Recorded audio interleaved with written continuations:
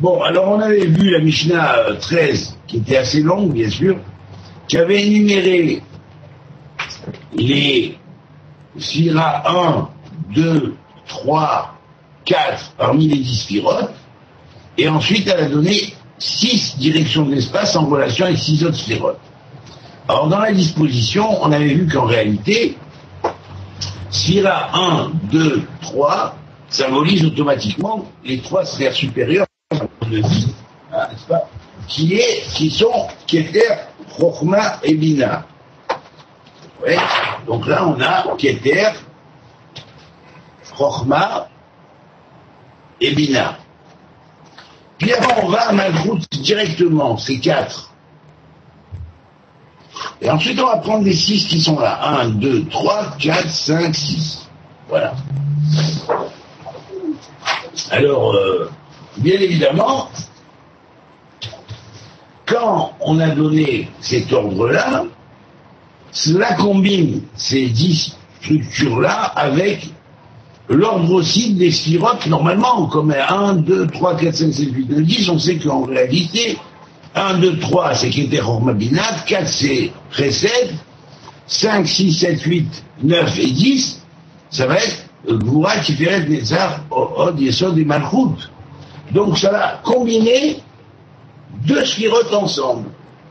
L'ordre qui est donné selon la structure Keter, Chokhma, Bina, Malchut, qui va être au centre, lui, et qui va compter pour le 4, mais il va compter pour le 4, ici il va relier la sphira Chesed, qui est la bonté, avec la sphira Malchut, qui est le royaume. Vous voyez ? Alors que les 6 autres vont combiner les sphirotes restantes et manquantes, chacune avec la sphira correspondante dans l'ordre des 6. Mais pas selon l'ordre exact où elle se révèle en tant que sphirote, mais ici avec des dispositions qu'on va compter d'abord le haut, le bas, hein, avec Netzach et Od, qui normalement sont sphira 7 et 8, hein, et ensuite, alors il n'y a pas de discordance en fait. Ça représente en fait ces directions énumérées ou ces correspondances qu'on donne avec le souffle du souffle, le souffle tout court, qui est le souffle de Elohim Hayim, le souffle du souffle et tout ça. Et bien sûr, ce sont en réalité des dispositions qui sortent d'un accord séphirotique entre 2 sphirotes, puisque chaque sphira contient les 10. Mais il va y en avoir une qui va être mise en valeur pour créer l'état de la sphira énoncée ici. Chaque état, dans correspondance, ici, la 1 en tant que Ruach Elohim Hayim, c'est une des sphères de Keter. La 2 en tant que Ruach Mi Ruach, le souffle du souffle, c'est une des sphères de Chokhma. Vous voyez ? La 3 en tant que Ruach Mi Ruach, les eaux sortant du souffle, c'est une sphira parmi la 3e sphira qui est Bina. Et ainsi de suite. Après on continue, à part les 3 premières qui sont à leur place, les autres se déplacent légèrement, mais ces déplacements vont nous montrer en fait une sorte de combination entre 2 sphirotes, c'est-à-dire la sphira interne en plus petit, qui est à l'intérieur d'une plus grande sphira, et qui a donné finalement la marque de la sphira agissante et engendrant soit un état dans l'espace, soit un état dans le temps, et donc soit un état dans l'espace, soit un état dans le temps, voilà, ou dans l'être. Voilà, donc on avait vu cette énumération, et là on la révise. C'est-à-dire que la Mishnah 14 vient terminer le premier Pérec, le premier chapitre, et là, elle va énoncer comme ça, de manière abrégée. Alors pourquoi elle réénonce ?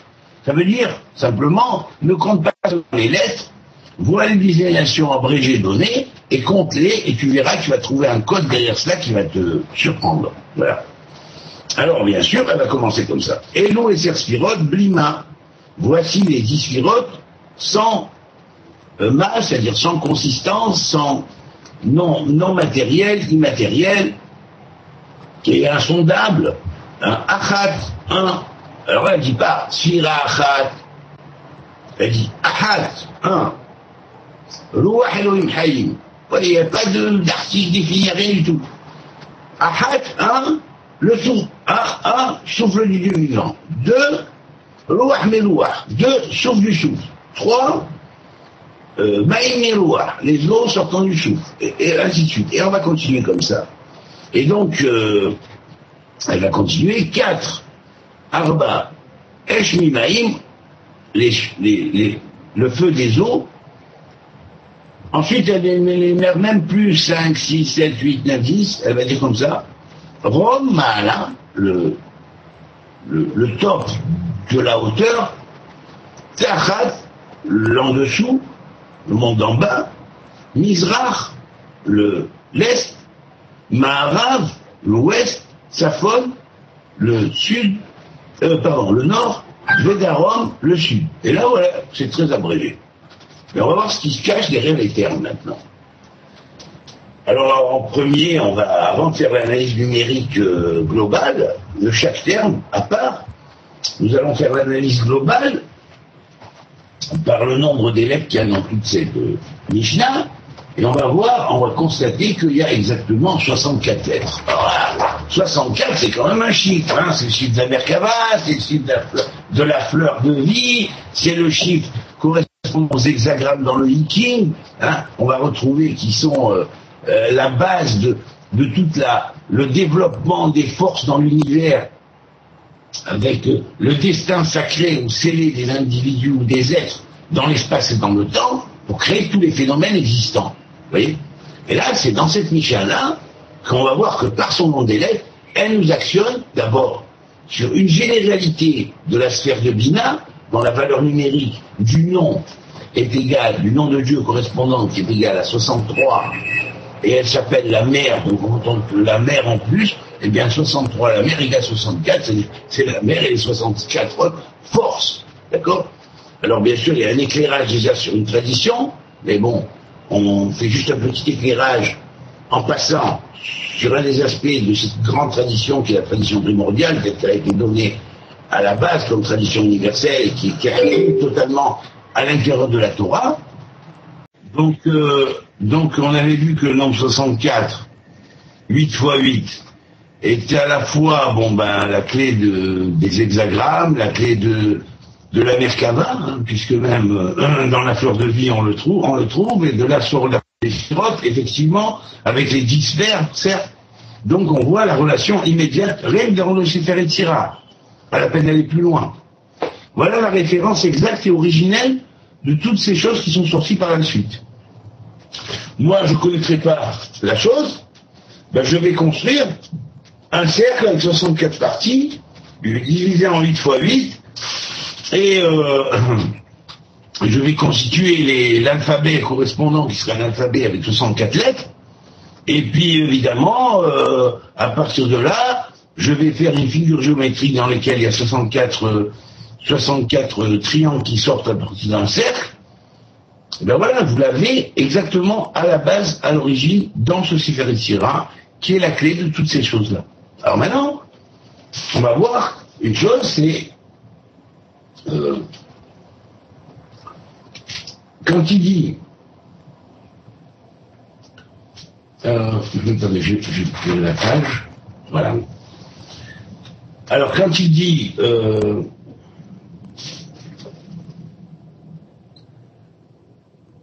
Esh Mimaï, après le feu des eaux, puis Rome Maala, qui est le haut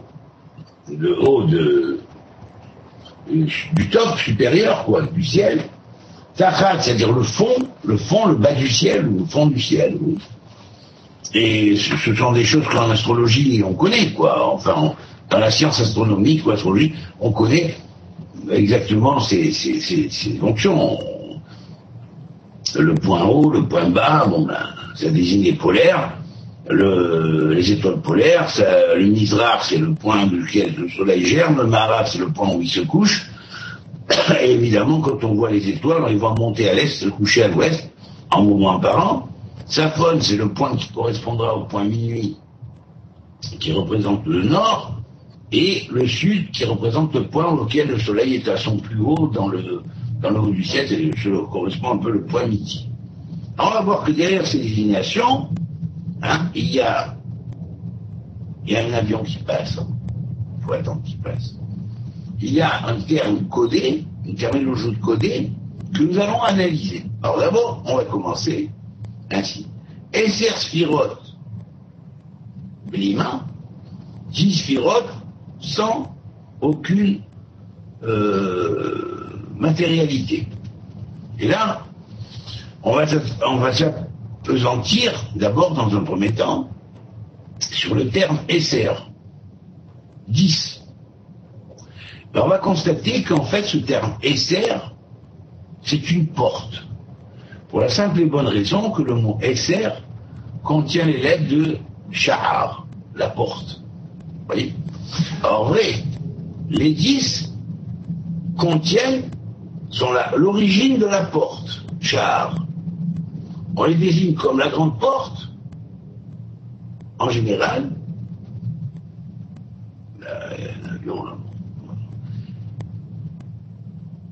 On les désigne donc comme la grande porte en général, mais ensuite vont sortir de là les Sheharim, qui vont être, on pourrait dire, les différentes structures de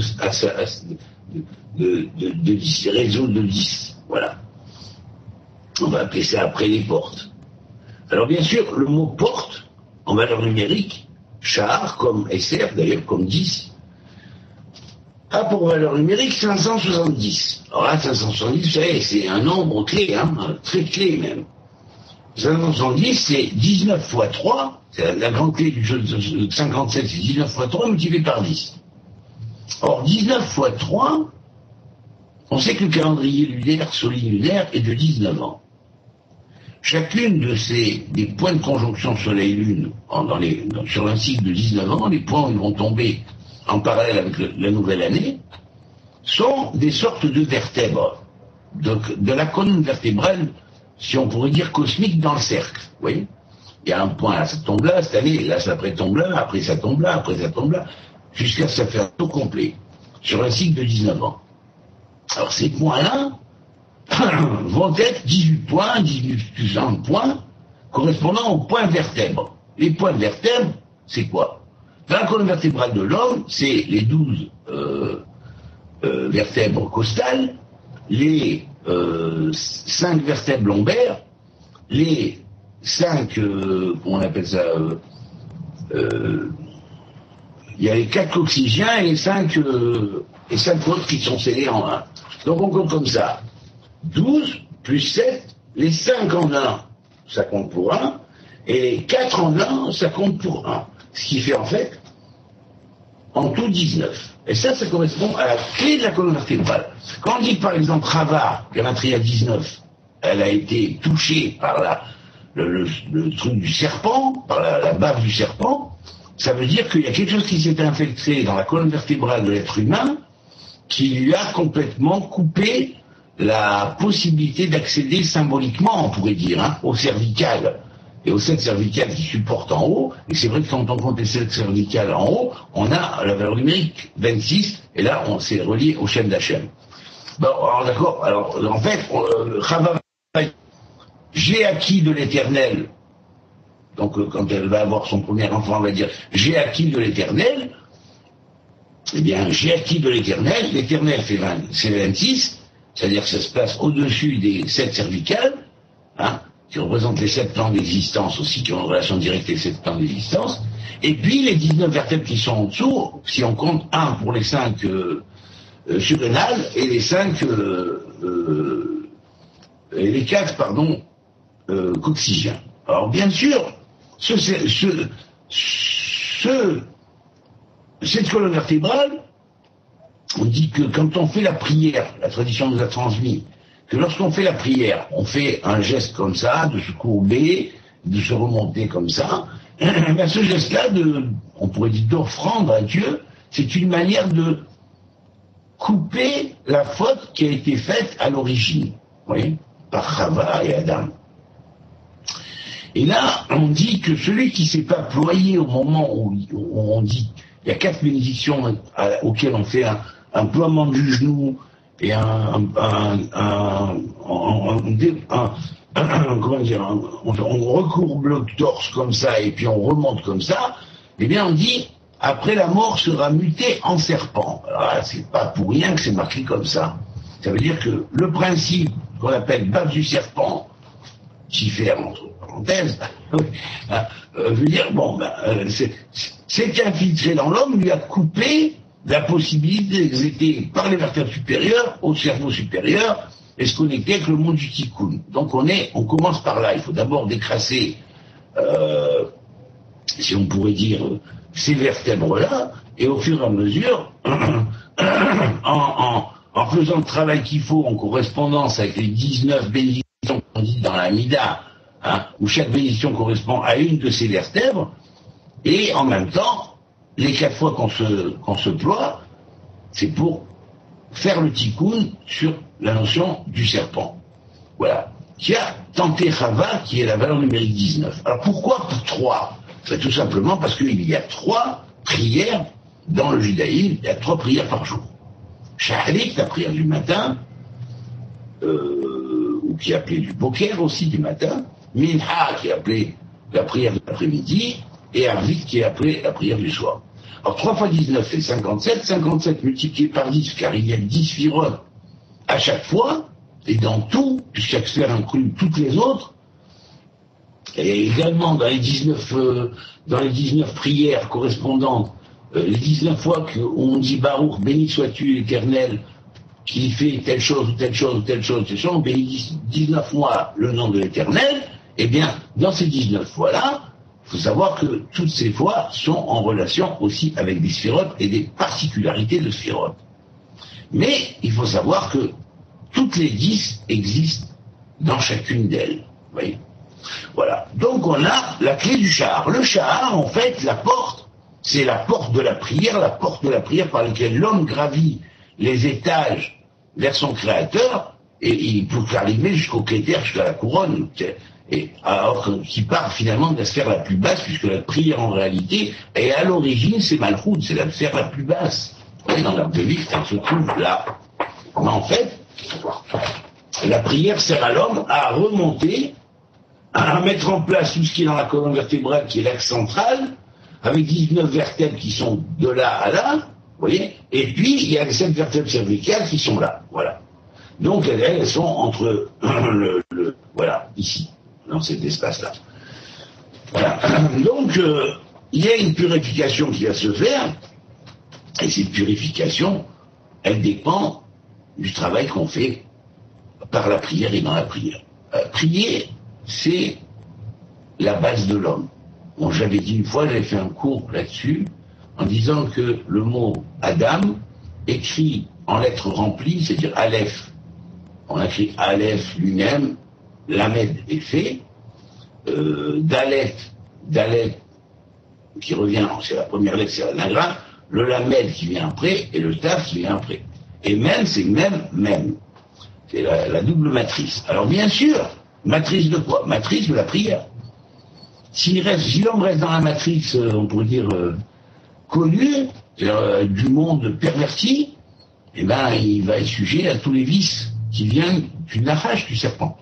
Alors que si l'homme se soustrait à ces choses-là, eh bien, progressivement, il se connecte avec son créateur, et il se connecte par quoi ? Par la tfila, parce que s'il n'est pas mitpalel, c'est les exactes lettres qui sortent en plus par le remplissage des lettres, à part Aleph, Dalet, même de Adam, eh bien on va voir mitpalel, Adam, mitpalel, l'homme prie.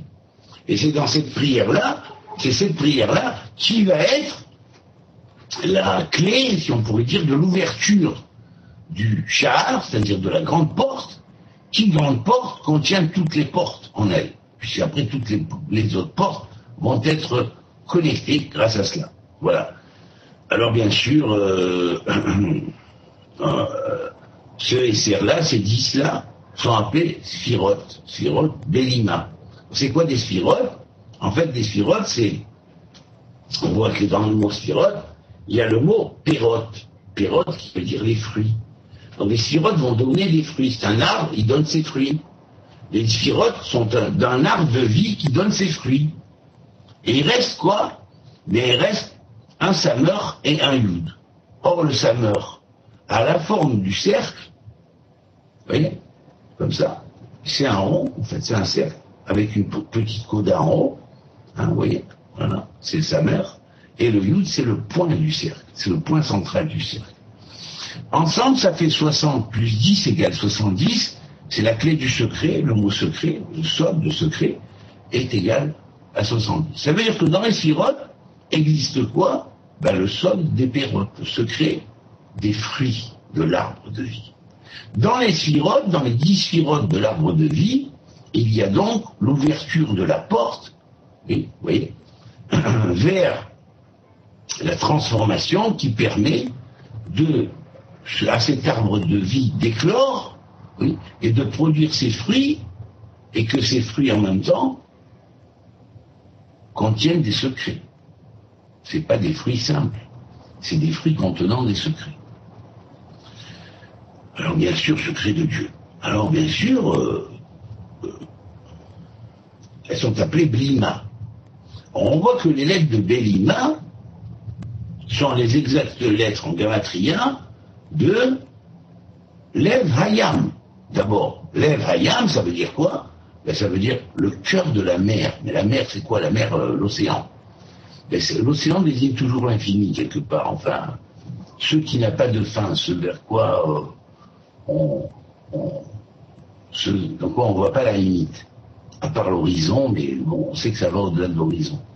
Donc c'est par cette image, symboliquement, la mer, c'est quoi? À la fois le tout, puisque c'est la valeur numérique du tout, hein, pour dire que le tout, c'est le grand océan, c'est le grand océan infini duquel toute la vie est jaillie, et le lève, c'est le cœur. Ben, le cœur, c'est en fait, il est formé de 32 voies de sagesse. C'est la raison pour laquelle les sphirotes sont appelées Belima, c'est-à-dire elles sont à la fois le Lev Hayam, le cœur de la mer, qui produit tous les êtres, hein, de la même que la mer produit tous les règnes qui sont à l'intérieur d'elle, et toute la vie sort de la mer, de l'océan. Mais symboliquement, on pourrait dire quoi? Cette image nous fait voir un horizon, mais un horizon qui n'est pas limité, hein, et qui continue, qui se perpétue au-delà de là où nous pouvons voir l'horizon, et ça représente le tout, et le tout dans son infinité, dans son sans fin d'espace que nous voyons, et au travers de cela, nous avons en même temps le cœur du tout, c'est-à-dire le cœur du tout, le cœur de l'univers en tant que tout. Voilà.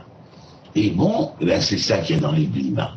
Dans les Blima, ça veut dire qu'elles sont le cœur du monde, du tout, du monde, et elles sont sans consistance, elles sont immatérielles. C'est ça que celui qui dit, oui, tu sais, la sphère de ça, c'est égal à tel dieu, ou la sphère de ça, c'est égal à tel dieu, et tous les syncrétistes de la Kabbale qui ont parlé comme ça, mais non, ce dieu-là, vous en avez fait des idoles, vous l'avez limité, hein, ça peut pas, absolument pas représenter une sphira. Par contre, quand vous dites que la sphira correspond à un nom de Dieu comme ça, que vous gardez abstrait, n'est-ce pas? Eh bien là, oui, ça peut correspondre à la sphira, mais il faut d'abord se renseigner et comprendre comment le nom de Dieu fonctionne, vous voyez? Qui est lié à la sphira et aux sous-sphiras. Aussi, à chaque sous-sphira, des noms de Dieu précis. C'est pas des noms de Dieu des X, bien sûr, hein, je dis ça pour ceux qui ne savent pas encore, mais c'est des noms de Dieu des I-E-U, avec un grand D, c'est l'Éternel qui a fait le ciel et la terre. Voilà. Alors bien sûr, on a pris l'aspect général, et c'est la sphirote Blima, les 10 sphirotes sans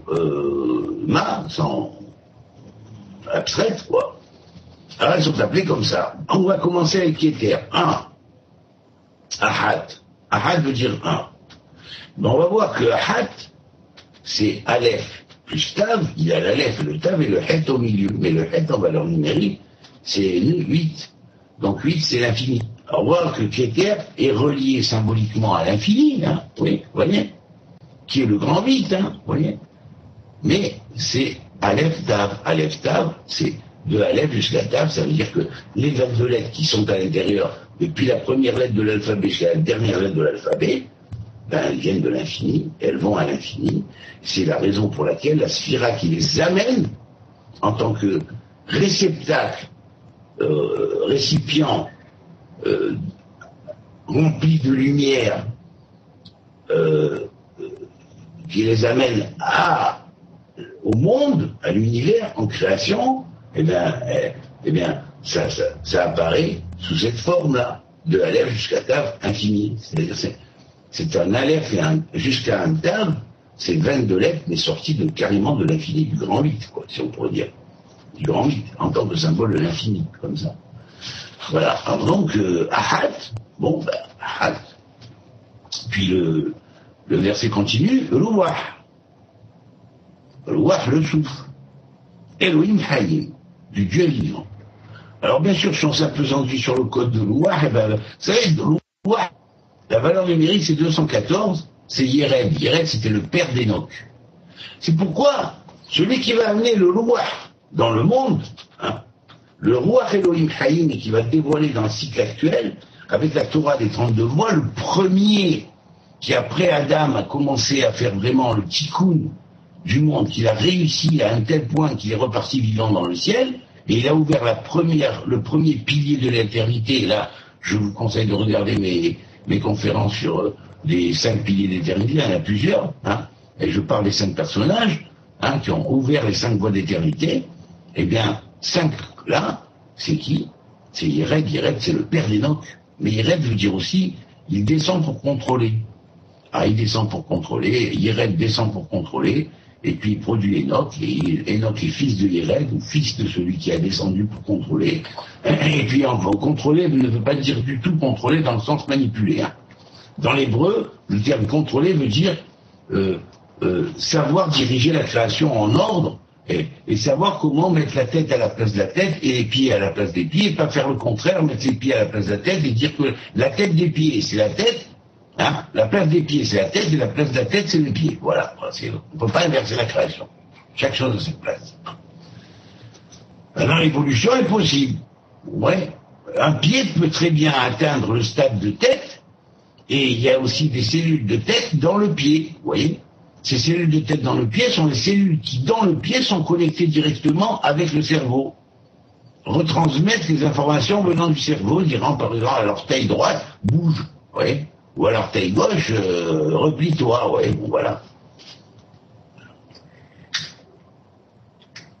Avance le pied droit, avance le pied gauche, donc tout ça, c'est clair et net, ça,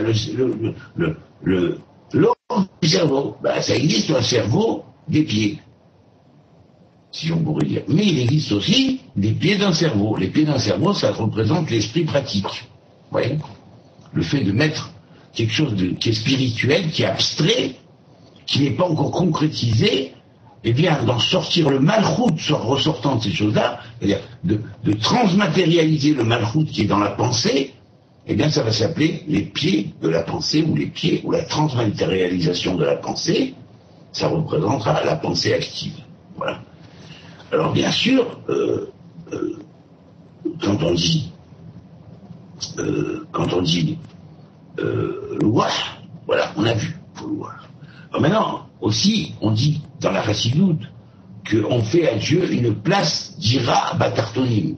Eh bien, d'Ira, une chambre en bas, dans les espaces bas, dans le monde d'en bas, et bon, on va créer une chambre à Dieu pour résider dans le monde d'en bas, et bien ça vient de Dayar. Dayar, Dira, c'est la chambre, mais Dayar, c'est le résident dans la chambre. Alors voilà. Alors le Louah, le souffle, il est résident dans la chambre du monde. Il descend pour contrôler le monde et il produit celui qui va être appelé Ben Yered, ou celui qui va révéler, qui va être Anor Hanor, qui va devenir après Métatron, bien sûr, l'ange des faces, et le ministre de Dieu, et puis c'est lui qui va révéler finalement la première pétale, si on pourrait dire, de la fleur de l'éternité, entourante, la fleur entourante la première pétale entourante de la fleur de l'éternité, et qui va être aussi le premier pilier, si on pourrait dire, vers l'éternité. On peut comparer ça à une pétale dans une fleur de l'âme qui est clos, l'âme globale, macrocosmique, et microcosmique, mais on peut aussi appeler ça un pilier, c'est-à-dire un fondement de foi, qu'il y en a 5 qui ont acquis l'éternité. Voilà. 5 personnages qui ont acquis l'éternité de leur vivant et qui sont repartis pratiquement vivants dans le ciel, même si une fois, pour le cas de Moïse, par exemple, on a camouflé ça, mais en réalité, il est parti. Il est parti vivant. C'est même si la Torah dit Dieu l'a enterré, bon, on ne sait pas où, on ne saura jamais, mais en réalité, la mission de Moshe n'était pas terminée là. Voilà, en fait, il a été pris par Dieu directement du baiser et il est monté à continuer sa mission d'en haut. Voilà, qu'on lui donnait d'en haut. Je crois que j'en avais parlé dans un cours aussi de ça, moi je ne sais pas la peine de revenir là-dessus. Alors bien, alors Elohim Haïm, là fait en valeur numérique 154, qui est la valeur numérique de Hateva Mavor. Elohim Haïm, ça veut dire le Dieu vivant. Le souffle du Dieu vivant, tu n'as pas le choix. Soit tu as le souffle du Dieu vivant qui te guide, soit la Teva, le monde de la nature, sera pour toi un Mavor, c'est-à-dire un labyrinthe. Et tant que tu n'auras pas la clé sur comment sortir de ce labyrinthe, eh bien, tu n'y arriveras pas à ployer la nature à Dieu, à en faire une nature divine, et à cette nature divine, la transformer en vie. Parce que Dieu est un Dieu de vie. Voilà. Alors tu as le Dieu de vie d'un côté, et tu as le Mavor, qui est un Mavor de la Teva, de la nature, c'est à toi de choisir. Voilà. Tu as envie de rester prisonnier du monde, prisonnier de tout ce qui te montre des falsifications, des ashlayot, on appelle ça des illusions, hein. Ou alors, tu as la voix de Elohim Hayim, hein, tu te diriges vers le louah de Elohim Hayim, le souffle du vivant. Le souffle du vivant, il va t'éclairer, il va descendre vers toi, il va t'ouvrir ta pétale première de l'éternité, et tu vas trouver les 5 pétales en toi aussi, parce que ça existe dans chaque âme. Bien que les individus qui les ont ouverts, eux sont un. C'est eux qui ont ouvert cette base. Et après, quand la tradition prophétique a été complète, eh bien on avait les 5 bases, qui sont les 5 clés d'éternité, qui s'ouvrent en fait comme 5 pétales protectrices de chaque âme qui va commencer à évoluer vers son cycle d'éternité. Voilà. Prendre conscience que c'est vers le Louah Elohim Haïm qui doit aller, parce que sinon, il est perdu dans le labyrinthe de la nature. Voilà. Naturé. Voilà. Sinon, il se connecte avec la nature naturante qui va lui indiquer, avec un doigt discret, comme ça, va par là, va par là, va par là, va par là, va vers le Créateur, comme ça, comme ça, comme ça. La nature devient son guide. Oui. Alors, donc on va maintenant aborder, et encore un thème à dire, c'est que c'est quoi ce Louah Elohim Haïm? C'est le Louah des Dan Kelim. Le Louah des Dan Kelim, c'est le souffle qui réside dans les 54 récipients. C'est quoi ces 54 récipients de lumière? Eh bien, ce sont les 54 parties du Pentateuch, c'est-à-dire des 5 livres de Moïse. Ces 54 parties sont 54 sections qui servent à la lecture durant les différentes périodes de l'année ou des fêtes, de lire la Torah tout entière en un an. Oui.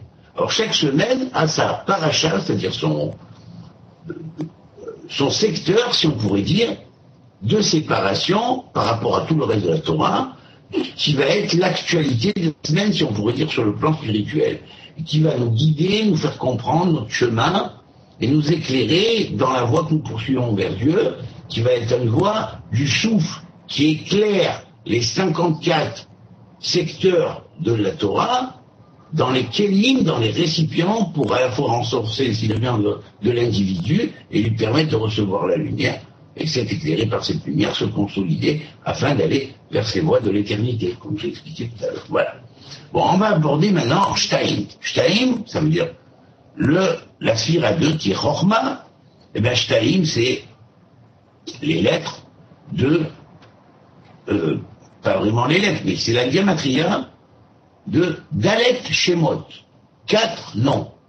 Et bien, comment se fait-il que dans Shtaim, dans ce 2, la deuxième sphira qui est la Chorma, il va y avoir une allusion que la sagesse bien que Dieu a une infinité de noms, dont Elohim est la synthèse représentante cette plus ou moins cette vaste amplitude de ces noms, hein, eh bien,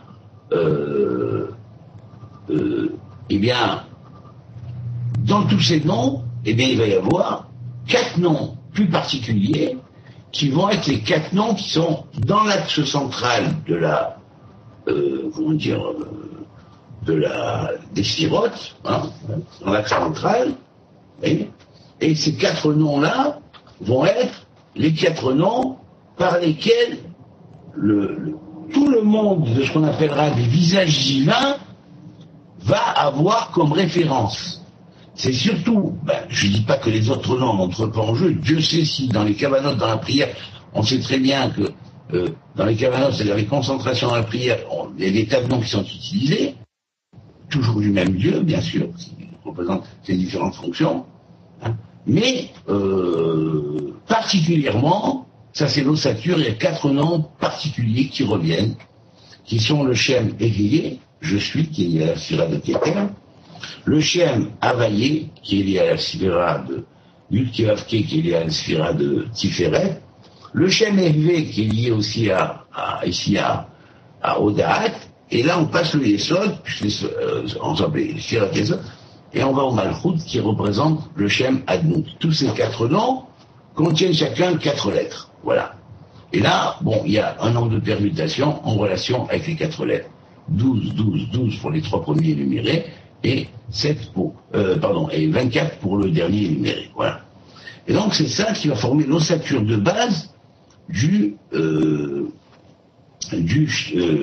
Shtaim, hein, qui vont être ces Sphira 2, qui est la Chokhmah, la sagesse, va se révéler plus essentiellement et révéler le monde des parsoufim ou des visages divins en utilisant plus particulièrement ces 4 noms-là sous leur milouille, c'est-à-dire avec leur remplissage de lettres ou remplissage de remplissage, selon les différents remplissages qui existent. On sait que il y a plusieurs manières d'écrire le He ou plusieurs manières d'écrire le Vav. Alors bien sûr, ça va donner toute une ossature de noms différents, et c'est sous ces noms différents que le monde des parsoufim, en général, va se constituer, des visages divins, va se constituer, recevoir ses cerveaux, n'est-ce pas, les cerveaux supérieurs, et transmettre, bien sûr, par l'intermédiaire de ces 12 grands accomplis, de ces 12 grands parsoufim visages divins originels et premiers, qui sont 12 grandes manifestations de Dieu,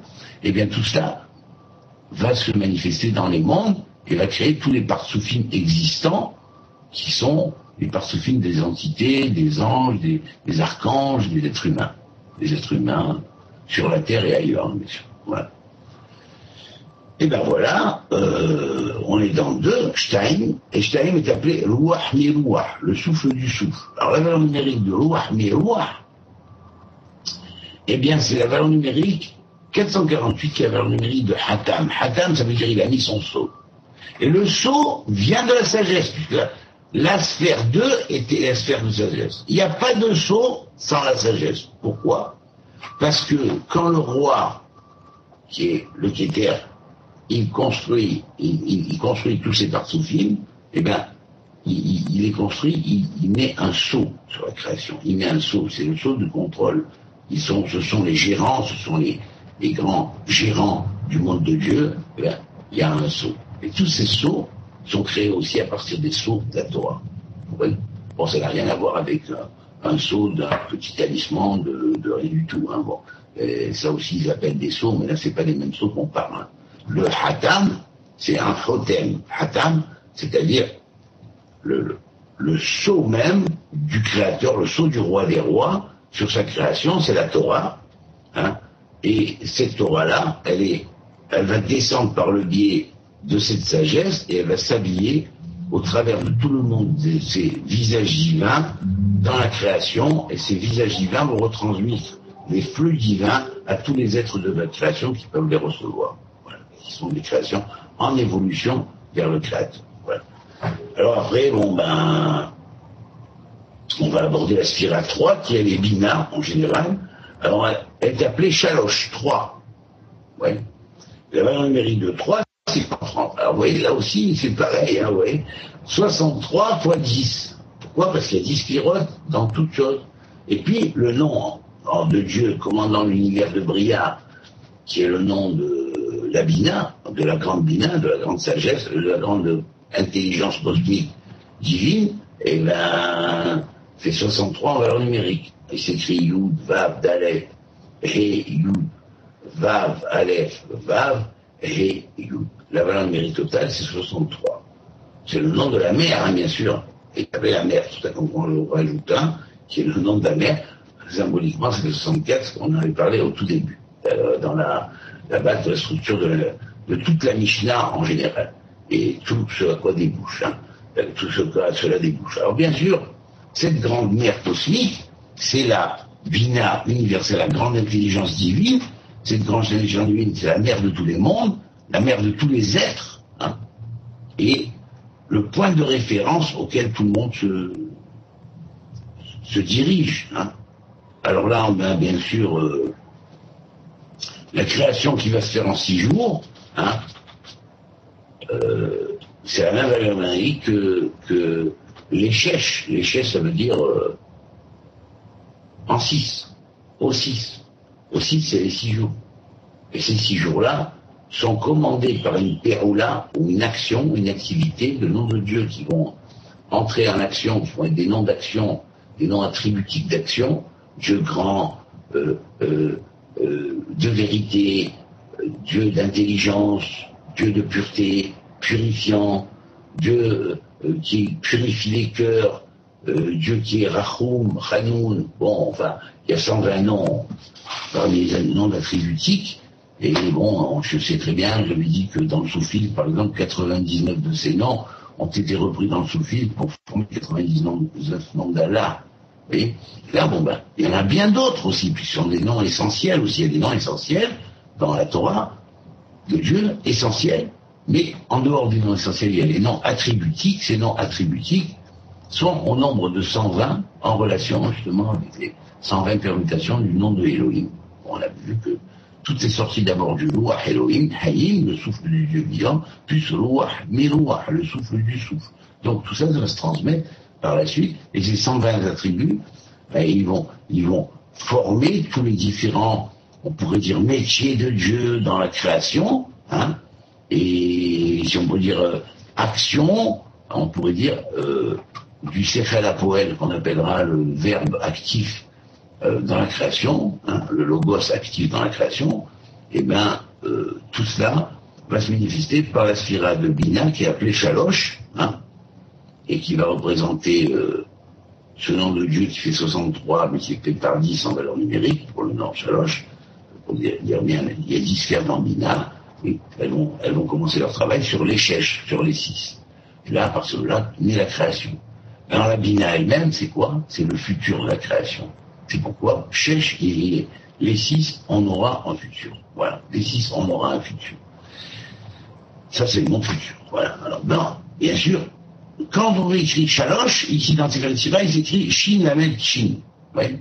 Mais le Losh peut s'écrire aussi avec un Vav, et là, si on met le Vav, eh bien, on a 6, on obtient la valeur numérique qui n'est plus 330, mais 336. Et 336, c'est égal à 26 fois 26, c'est le nom de l'Éternel multiplié par le nom de l'Éternel. C'est fort, hein, quand même, dans le Shalosh. Avec le triangle, là, c'est fort, hein. Le nom de l'Éternel multiplié par le nom de l'Éternel, vous voyez, Shalosh. Et après le Shalosh, bon, ben, il va donner son inverse, la pyramide inversée, il va donner l'étoile de David, les chèches, il va donner le 6, et ainsi de suite. La création, c'était pas comme ça. Et toute la matrice divine du monde, c'est la matrice du 6. Ça, c'est la matrice divine du 6. Voilà. Vous êtes tous nés de là, vous soyez juifs ou pas juifs.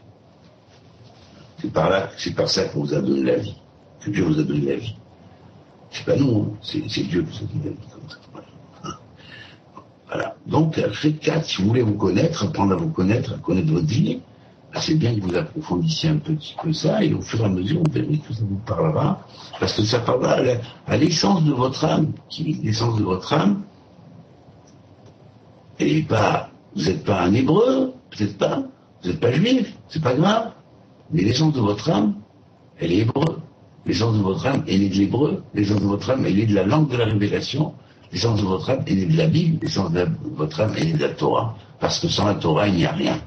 Il n'y aurait rien. Il n'y aurait même pas de philosophie, il n'y aurait même pas de tradition autre. Il n'y aurait rien. Alors la Torah va revêtir tous les aspects de la création et en même temps toutes les formes ésotériques possibles qui ont été données au peuple et qui vont être les différents aspects de la tradition primordiale appelée Torah Bene Kedem, la Torah des enfants de l'Orient ou la Torah de la sagesse primordiale ou la tradition primordiale. Et puis elle a un deuxième nom, Torah Tlamedbet Mitzvot, la Torah de 32 voix, et dans la Torah de 32 voix, elle se restreint à ce cycle où le cycle du Tikkun de tout ce qui était antérieur va être accompli afin qu'on puisse se développer vers un futur d'une manière continue et plus d'une manière discontinue. Voilà. C'est la grande touche que la Torah vient mettre au monde. Alors après, Maïm Shebelouach, parce que ce chaloche, c'est Esther 3, elle est appelée Maïm Shebelouach. Le souffle qui est, les eaux qui sortent du souffle. Alors les eaux qui sortent du souffle, c'est quoi? Bon, j'avais expliqué le terme la fois dernière, il faut se référer à la conférence qui précède. Ben, en valeur numérique, c'est les Shaddai. Les Shaddai, ça veut dire à celui qui sait dire à la création Dai, stop.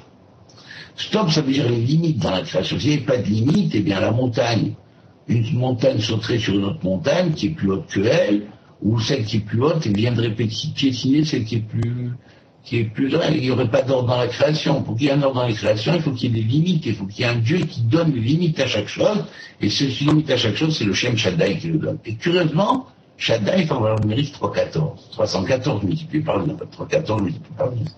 C'est la clé de la base du cercle, en fait.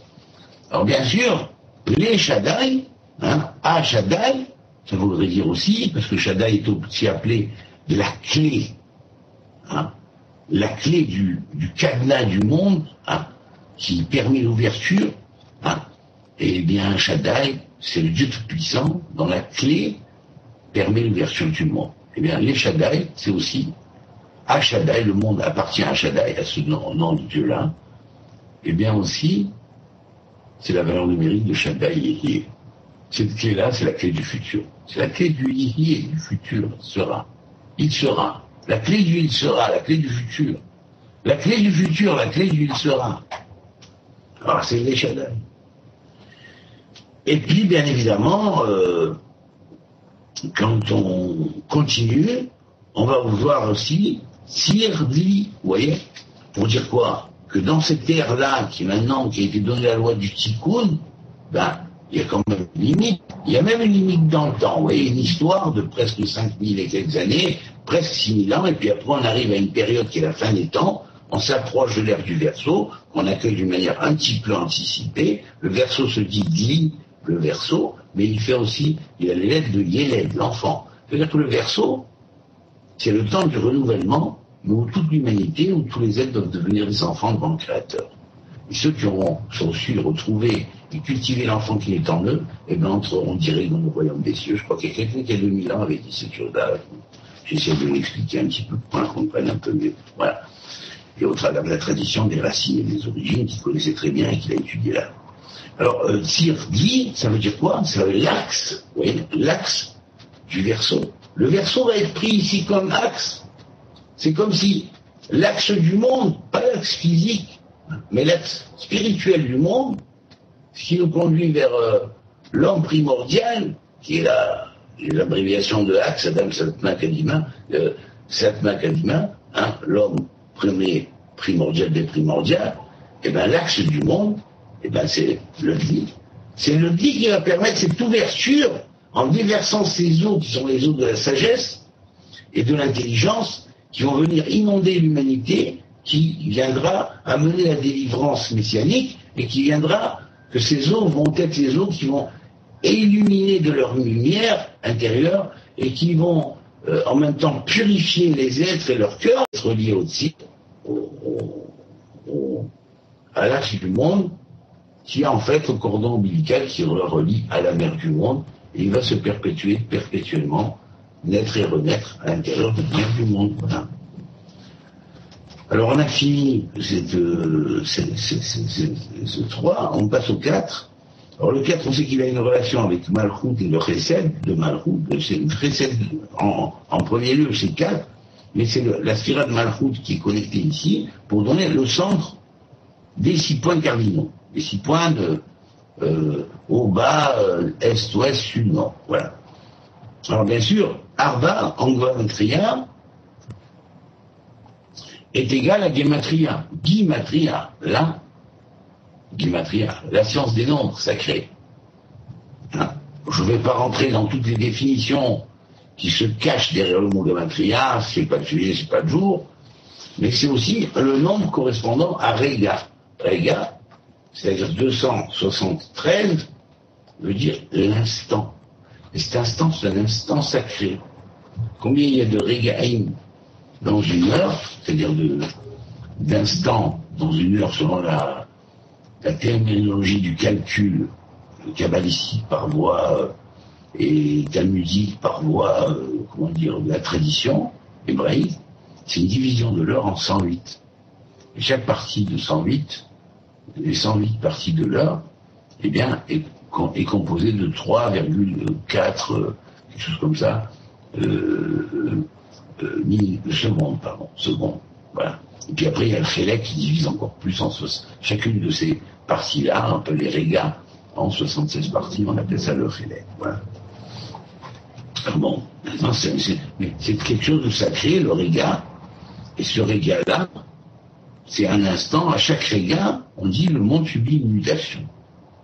Dans une heure, il y a 1080 Régaïm, 1080 instants, hein, et chaque instant, parmi ces 1080, en une heure, va transformer la création, agir sur la création, permettre à la création d'évoluer, enfin, en fonction des actions et tout ça, et des jugements correspondant à tout ce qui s'ensuit, quoi.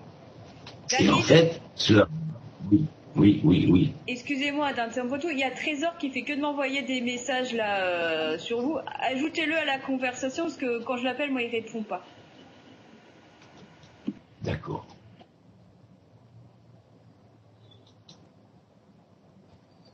Oui, voilà.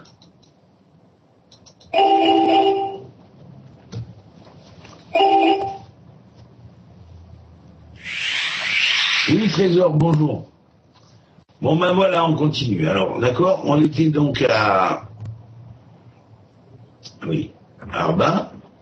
La relation entre Arba, le 4, qui est la sphère du Chesed, et le Malchut du Chesed, le royaume du Chesed, vous nous dites quoi? Pour nous dire, Trésor, bloque ton micro, s'il te plaît, si c'est possible. Trésor? Ouais. Bloque ton micro, s'il te plaît, si possible. Ok. Oui, Aurélie, hein, oui, voilà. Parce qu'on entend les bruits de fond, ça gêne. Alors voilà, donc, on était à Arba égale Réga, c'est-à-dire cet instant-là, on sait qu'il y en a 1080 instants comme ça en une heure, et que le monde subit 1080 mutations par heure. Vous voyez? À chacun de ces instants, il y a des permutations et des valeurs numériques qui changent l'ordre des choses, et tout marche selon une espèce de dynamique divine au travers de la création qui permet toutes les mutations et transformations grâce à cette merveilleuse mathématique divine et science sacrée des nombres divins et arithmétique et aussi bien géométrique de la Torah. Voilà. Donc c'est comme ça que ça marche. Alors maintenant, le Arba, il est aussi égal à Or Ben David. Vous voyez, la lumière de Ben David. Alors c'est pour ça que le Arba va être lié au centre du cercle. Et on va voir pourquoi dans la phrase suivante, la valeur numérique suivante. Il est lié au centre du cercle, mais en tant que centre du cercle, c'est là-bas que va se déployer la lumière qui vient de toute la périphérie du fin fond des mondes, qui va descendre jusqu'au point central du monde, qui est le Malchut de la bonté qui va être incarné par la lumière du Ben David, la lumière du Messie, voilà, du fils de David, du Messie. Et cette lumière-là, elle va se répandre dans le monde, et c'est pour ça, la raison pour laquelle cette valeur numérique-là est égale aussi à la valeur numérique de Or Galgal, c'est-à-dire la lumière de toute la sphère. Parce que, disons que, une manière de voir, de dire quoi, le Messie aurait une vision pas à 180 degrés, mais à 360 degrés, si on pourrait dire, quelque part des choses. Et donc, il voit à peu près tous les points. Donc, il s'est situé. Et donc, cette lumière-là va être représentée une lumière ouverte sur tous les points et permettant aussi à tous les points de se développer. Donc, en fait, au travers de cette sphère-là, le Malchut va évoluer vers le Chesed. Le royaume, et le monde psychophysique dans lequel nous sommes, va pouvoir, et le centre, le point du centre de la sphère, de la grande sphère, qui est appelé, il va recevoir le Or, la lumière du Galgal, la lumière venant de la grande sphère. Elle va aller jusqu'au centre. Et c'est là que la transformation va commencer à se faire. Voilà. Or, cette transformation, ce faisant, eh bien, effectivement, comment est appelée la sphère 4 ? De la même manière qu'on a vu que la sphère 3 est appelée Maïm, miroir, le souffle du souffle, eh bien, la sphère 4 est appelée Esh Mimaïm, le feu des eaux. Or, Esh Mimaïm et la valeur numérique, écoutez bien, c'est les mêmes lettres et la même valeur numérique. M Shamaïm, ça veut dire quoi ? La mère des cieux. La mère des cieux, la grande mère, la grande maman céleste. Vous voyez ? Dans toutes les religions, on a représenté la maman du ciel. Voilà, bon, la mère du ciel. La mère du ciel, c'est elle qui prodigue ses dons à toutes les globes du ciel qui sont suspendus dans le ciel, à toutes les planètes qui sont suspendues dans le ciel à partir du moment de recevoir la vie, et qu'un Malchut commence à se développer, qu'elle va transmettre cette lumière et cette vie-là dans tout l'espace de la grande sphère environnante de tous les mondes, et ça va se développer dans chaque monde, dans chaque cieux, et dans les cieux des cieux de tous les mondes. Voilà. C'est la raison pour laquelle la valeur numérique de Arba fait aussi Tel Aleph, c'est-à-dire quoi ? La colline de l'unité. Symboliquement, la colline symbolise ce vers quoi on monte pour ascender vers le ciel, vous voyez. Alors le mot Tel Aleph, ici, veut dire la colline de l'unité. Mais dans le mot Tel, il faut savoir que cette colline, tu accèdes par le Luz, qui est l'os de la résurrection, multiplié par 10. C'est-à-dire que, en fait, voilà, c'est la résurrection de tes sens multiplié par 10. Pourquoi ? Parce que quand tu fais rentrer chacune des sirotes dans ton être, eh bien, tu arrives à créer en toi ce qui s'appelle le tel, c'est-à-dire la colline d'ascension. Cette colline d'ascension, elle va monter vers le Dieu suprême qui a créé le ciel et la terre. Et c'est ça qui va te révéler la réalité de son chesed dans le Malchut, c'est-à-dire de sa grande générosité et abondance dans le monde du Malchut, qui est le monde psychophysique. Voilà. Après, on a Netzach. Alors, Netzach, c'est la première des 6 directions. On dit le haut, Rome, le haut, qui est appelé la sphère de Netzach, qui va être appelée Rome, le haut. Mahala. Mahala, ça veut dire aussi le haut de la montée. Mahala, ça veut dire un grade, c'est un grade. Vous voyez, on dirait que à Ta'alita de Mahala, tu es monté à la fois d'un degré, comme un degré dans la sphère, mais en fait tu es monté d'une Mahala, d'un degré, et tu es monté aussi. Tu as tu as été ascensionné d'un niveau. Voilà. Tu as monté de grade. Alors, Rome Mahala, ça veut dire le top de l'ascension de grade. Alors, bien sûr, la valeur numérique, là, elle est costaud, elle rejoint la précédente, Eh bien, c'est Shamaïm Aleph. Les cieux en or. Les cieux de l'unité. L'unité des cieux, les cieux de l'unité. Un seul ciel contenant tous les cieux. Voilà, c'est les cieux de l'unité. Et après, on a Hod, qui lui va s'appeler Tachat, le monde d'en bas, dont la valeur numérique va être 814, qui est, au travers de Hod, va se manifester la clé du langage. Donc le Hod, on va dire que ici le Hod, c'est un Hod qui émane de Tiferet, qui est la 6e sphira, et elle va émaner le langage. Le langage et tous les langages. Pourquoi? Ben, tout simplement parce que Lachon HaKodesh et Had, la langue sainte est une, Aleshonot et Had, les langues sont une. Pourquoi les langues sont une? Elles sont une dans la langue sainte qui est le décryptage et qui permet le passage entre la compréhension des racines, des bases des langues, inclut toutes les langues. Sinon, il y a un doute dans la foi. Toutes les langues. Si tu ne trouves pas, c'est que tu l'as mal cherché. C'est que tu n'as pas trouvé. Si tu n'as pas trouvé, c'est que tu as mal cherché. Si tu me dis, j'ai cherché et j'ai trouvé, c'est bon. Si tu me dis, j'ai cherché et je n'ai pas trouvé, c'est que tu as mal cherché.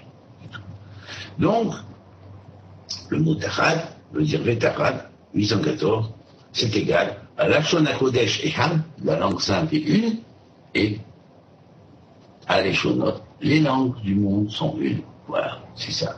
Et ça, c'est la science d'Israël, vous voyez. C'est la science de la Torah, c'est la science que quelqu'un qui était passé il y a 2000 ans connaissait très bien, et qu'après on a déformé l'enseignement parce qu'en fait, on a déraciné la racine. On a enlevé l'hébreu, on a enlevé le fait qu'il parlait en hébreu, qui était modelé dans la tradition hébreu. Voilà. Alors après, on a Mizrach. Alors Mizrach, la valeur numérique de Mizrach, c'est 255. Ouais, alors là, 255, c'est Haner. On sait que le Mizrach est relié à l'Est, et que l'Est est le point par lequel le soleil jaillit. Ah oui, il jaillit. On le voit éclore le matin du point Est. Et bien vous savez à quoi que représente Haner, la valeur numérique 255, qui est la valeur numérique de Mizrach. Haner, c'est quoi Haner? Une veilleuse, une bougie que tu allumes, tu vois, et que tu consacrerais à Dieu pour dire voilà, que mon âme m'éclaire, où j'allume cette bougie ou cette veilleuse-là pour le souvenir de l'âme de telle personne qui a été disparue. Et bien quand tu allumes ta veilleuse, en même temps, tu fais éclore le soleil, quelque part, de l'Est d'en haut, à l'Est d'en haut, à l'Est d'Éden. Tu vas faire jaillir le soleil, du Mizrach d'Éden, le soleil va éclore. Et c'est ta veilleuse, et elle va apporter l'éveil à l'âme qui est partie. Par exemple, si tu as ouvert, allumé cette bougie pour l'âme, si tu as allumé cette bougie pour accueillir le Shabbat, ça va renforcer la notion de Shabbat, et ça va illuminer ce jour-là, en tant que 7e jour, au jour du centre. Et puis si tu allumes la veilleuse en demandant à Dieu, voilà, l'Éternel, éclaire mon âme, quoi, ben, tu fais venir le soleil en toi. Tu comprends? Voilà. Donc, alors on a, bien sûr, Mizrach. Puis après, alors Sphira 7, 8, ou Maharav, et l'ouest. Le Mizrach c'est l'est, Maharav c'est l'ouest. Et bien Maharav, c'est l'ouest, et bien c'est 318, ouais. La valeur numérique. Et bien c'est quoi ce 318? Eh bien, hein.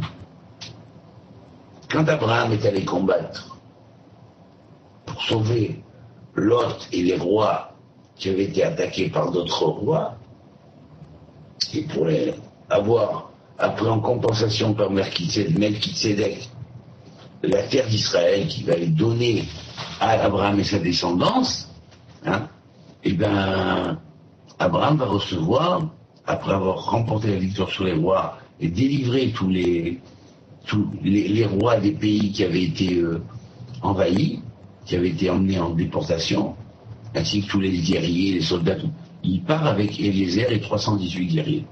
318 guerriers, c'est 318 âmes que Abraham avait conquis, qui étaient très puissants et qui étaient connectés avec des anges, et tous sont allés faire la guerre à ces rois, ils les ont mis par terre, et ils ont délivré tous ceux qui étaient à délivrer. Dans l'histoire, on raconte que dans la vallée des rois d'Égypte, Melchizedek est venu, le roi de Salem, le roi de Jérusalem.